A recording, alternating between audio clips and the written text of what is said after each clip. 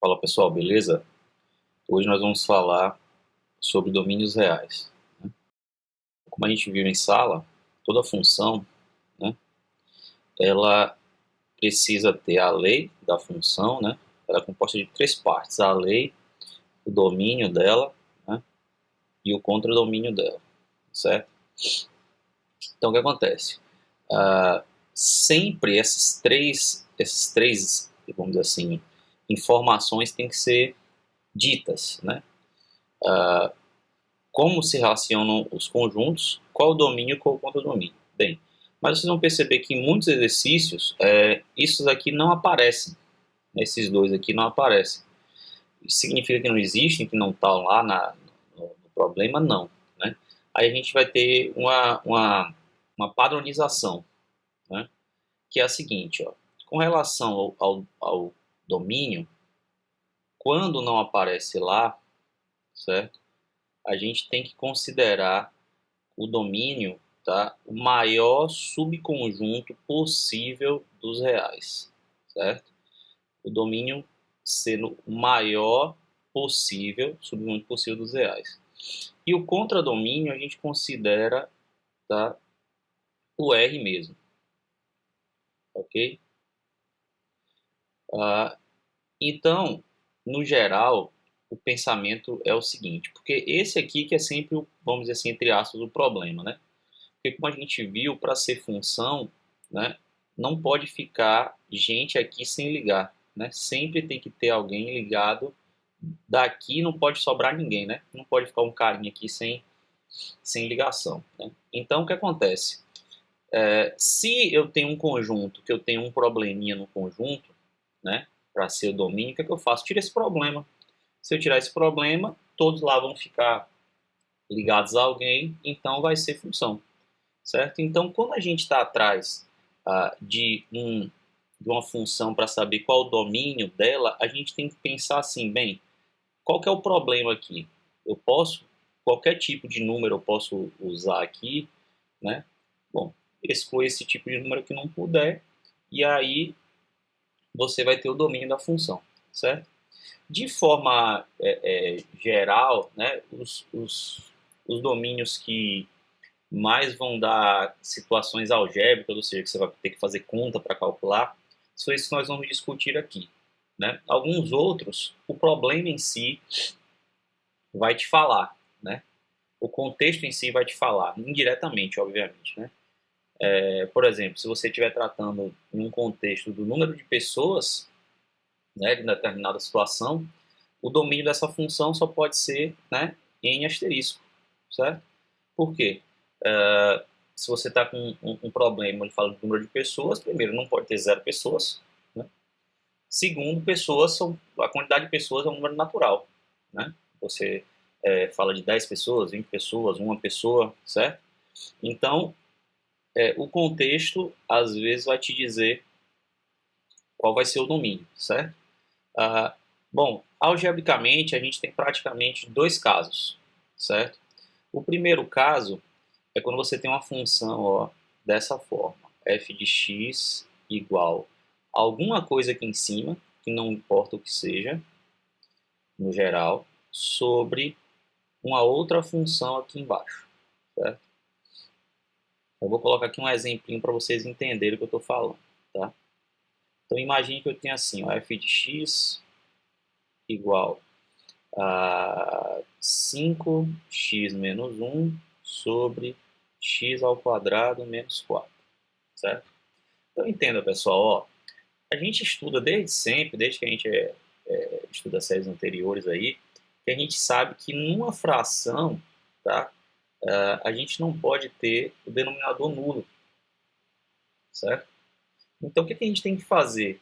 Neste caso aqui, a gente tem que fazer sempre o que? O denominador, certo? Não pode ser nulo, ou seja, ele tem que ser o que? Diferente de zero, ok? Então, para você calcular o domínio dessa função que está aqui, né, como no exemplo, basta você olhar o denominador. O denominador aqui é este, né? Então, ó, basta você fazer o quê? Ó? X ao quadrado menos 4 tem que ser diferente de zero. Resolvendo isso aqui, Você acha que x ao quadrado é diferente de 4, né? E aí você tem que x é diferente, né, de mais ou menos 2. Ok? Então, o que você está fazendo aqui? Você está dizendo com isso que qualquer outro número você pode trocar por x aqui. Você só não pode trocar o quê? O 2 ou menos 2. Né? E aí, nesse contexto, ó, qual que seria o domínio dessa função? Seria todos os números reais, tirando, exceto, o 2 e o menos 2. Certo? Então, esse daqui é o primeiro tipo, né, de caso de domínios reais de forma algébrica, né, que você calcula de forma algébrica, certo? Só você observar. O denominador de uma função nunca pode ser zero. Então, você pega o denominador diferente de zero, faz a pontinha e encontra quem não pode ser. Né? Então, do R, que você tem que lembrar que quando não fala é o maior possível, certo?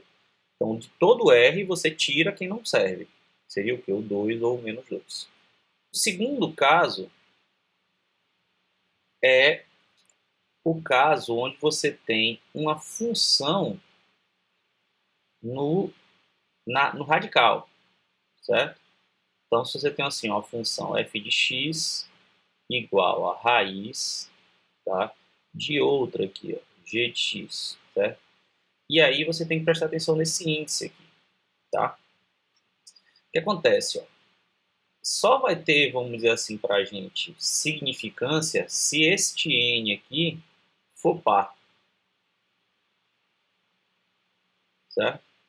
Lembra lá, a gente estuda, você estudou no nono ano, raiz quadrada de menos 4 não existe, né, nos reais, tá? Não existe, né, raiz de menos 4 nos números reais, certo? Então, o que acontece? Qual o problema? O índice da raiz é 2, né? E não existe raiz quadrada de número negativo nos reais. Se fosse índice ímpar, não tinha problema.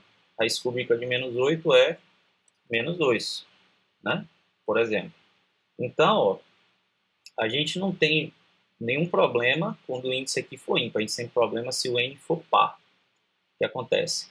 Se o índice for par, dentro dessa raiz aqui, o número não pode ser o quê? Negativo. Certo? Os resultados não podem ser negativos. Então, o que é que você vai ter que tirar? Tirar os negativos. Quando você tira os negativos, o que é que sobra? Tá? Que g de x precisa ser maior ou igual do que zero. Certo? Essa que vai ser a regrinha se estiver dentro de uma raiz de índice par. Tá? Por exemplo, você tiver uma função assim, f de x, para você dizer o domínio, né? Tu fala assim, calcula o domínio dessa função, igual o exemplo anterior que a gente fez aqui. Raiz quarta, tá, de 2x menos 3, certo? Então, o que acontece? Ó? Aqui dentro dessa raiz, dentro da raiz, ok? Dentro da raiz, não pode aparecer número negativo, certo? Então, você vai pegar a expressão que está aqui dentro, ó, 2x menos 3, e fazer o quê? Ó, maior ou igual do que zero, certo? E aí, com isso, você vai ter o quê? 2x maior ou igual que 3 e x maior ou igual do que 3 sobre 2, ok? Então, ó, diante disso aqui, qual que vai ser o domínio? Vai ser de 3 sobre 2 aberto até mais infinito, certo? Obviamente que esses dois casos, eles podem vir juntos, né? E aí, quando isso acontecer, você terá que fazer a interseção, né, das soluções dos dois casos, ou dos três que apareçam no problema, certo? Então, é isso aí, pessoal. Bons estudos e até a próxima.